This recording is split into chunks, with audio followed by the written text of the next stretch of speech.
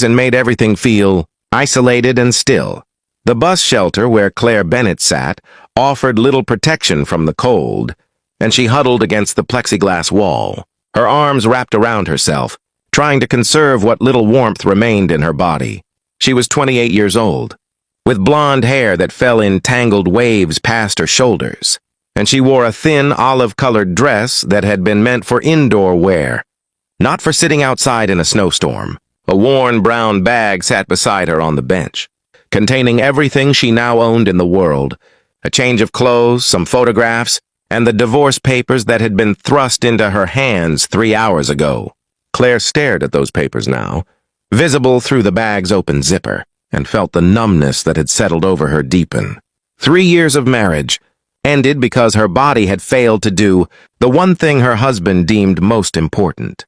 She'd tried to explain that there were other options, adoption, fertility treatments, but Marcus had been unmovable in his judgment.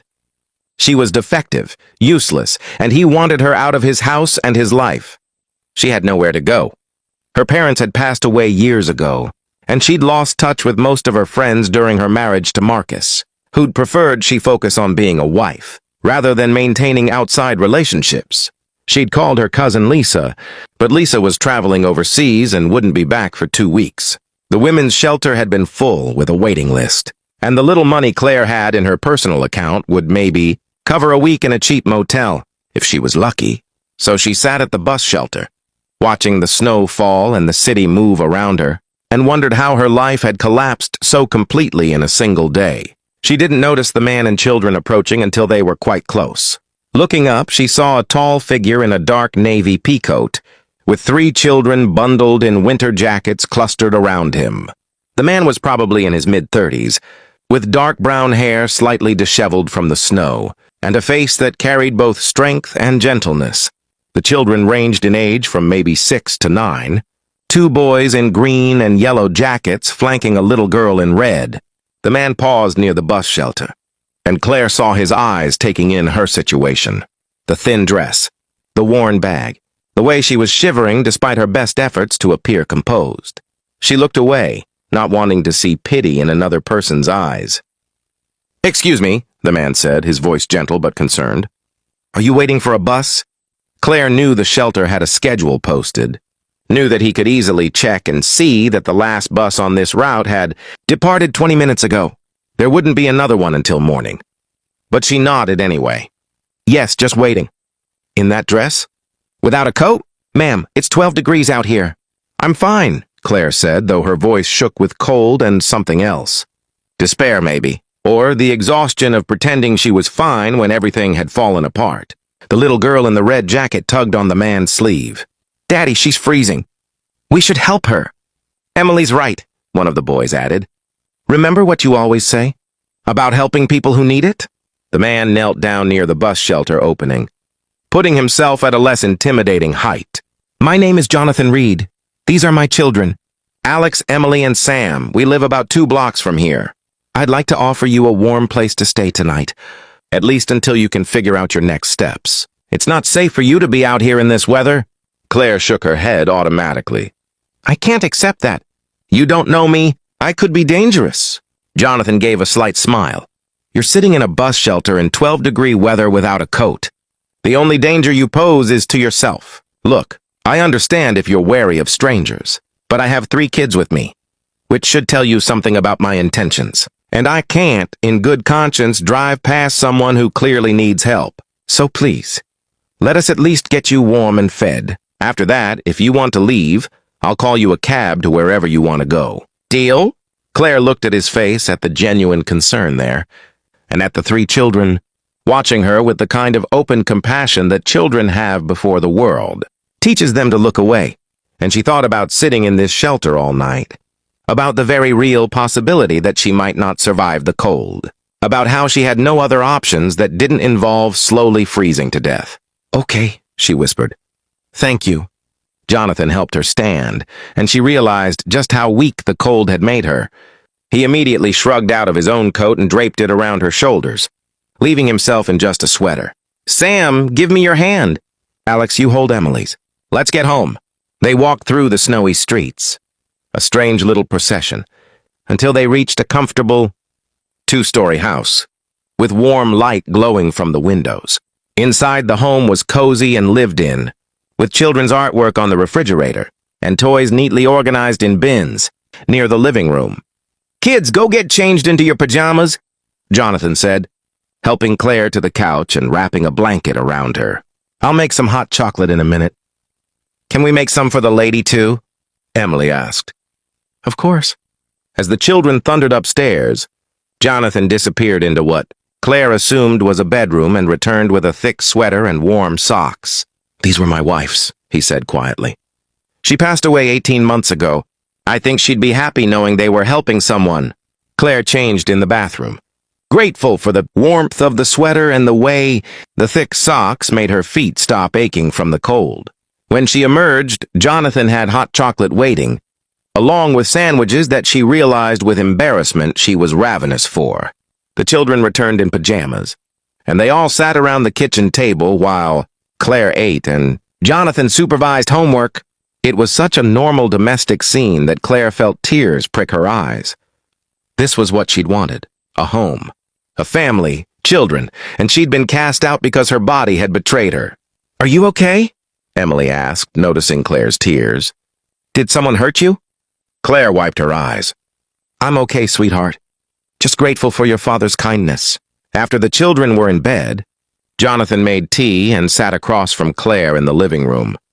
"You don't have to tell me what happened," he said gently, "but if you want to talk, I'm here to listen." And Claire found herself telling him everything.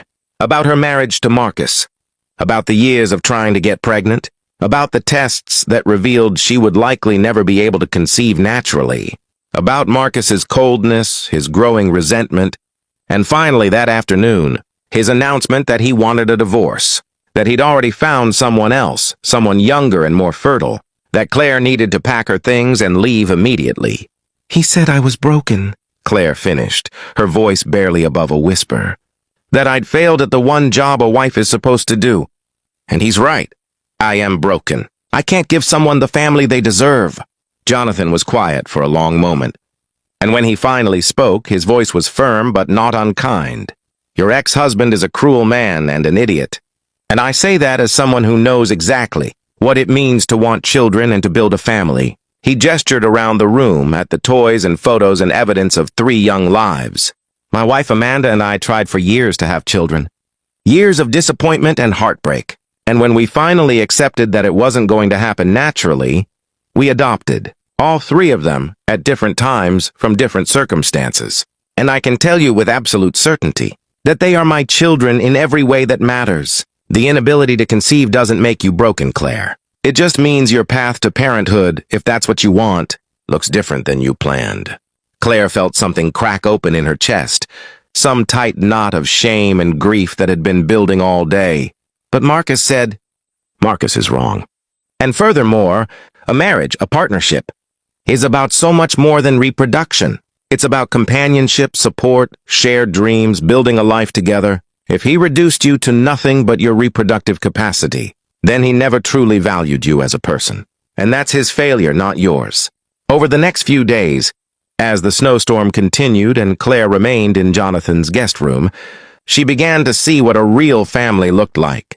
Jonathan worked from home as a financial consultant, running his own firm, but he structured his days around his children.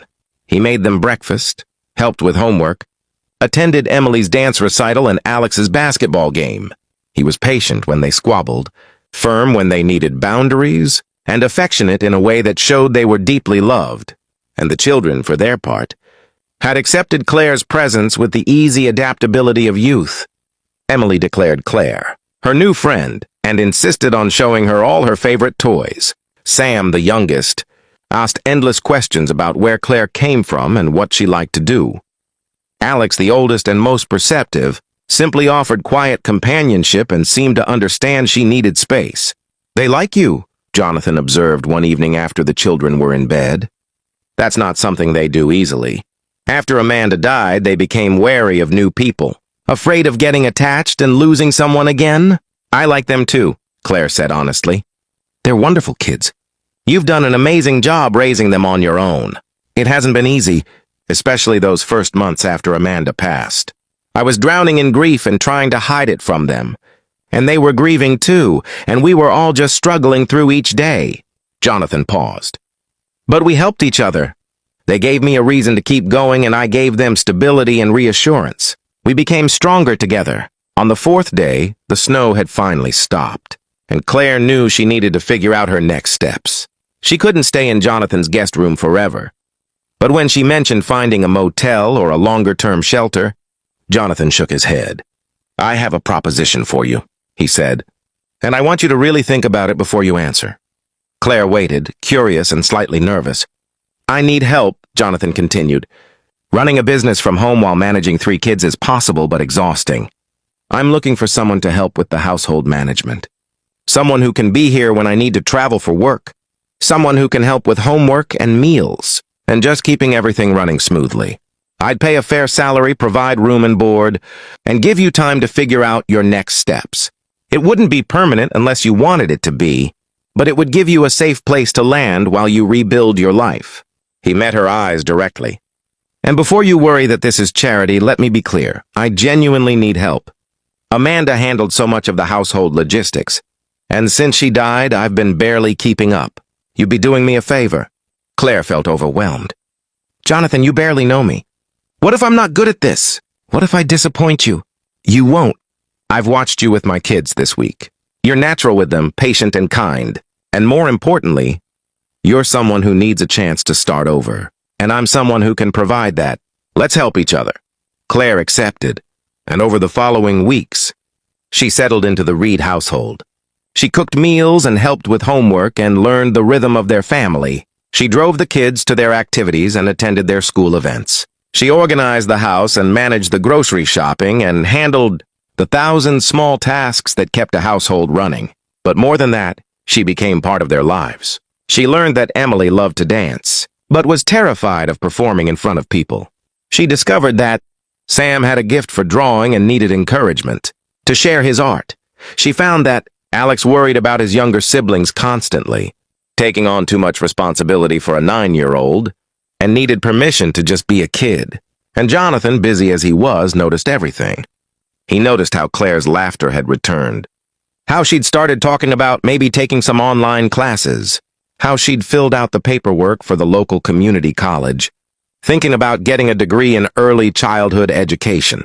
"You're good with kids," he said one evening as they cleaned up after dinner. "While the children played outside, you should consider making it a career." "I'm thinking about it," Claire admitted. "I never finished college. Got married young and Marcus didn't want me to work. But maybe now is the time to figure out what I actually want to do with my life." Amanda always said that sometimes the worst things that happen to us end up being the catalyst for the best changes. Jonathan paused in drying a dish. "Losing her was the worst thing that ever happened to me. But it also taught me what really matters. It taught me to appreciate every day, to be present with my kids, to build a life based on love instead of just success." 6 months after that snowy December night, Claire was enrolled in college classes, working toward her degree while continuing to help Jonathan with the household. The arrangement worked well for everyone. The children adored her. Jonathan valued her presence. And Claire, for the first time in years, felt like she had purpose and direction. She was studying at the kitchen table one evening when Jonathan came home from a rare, in-person meeting with a client. He looked stressed, running a hand through his hair in frustration.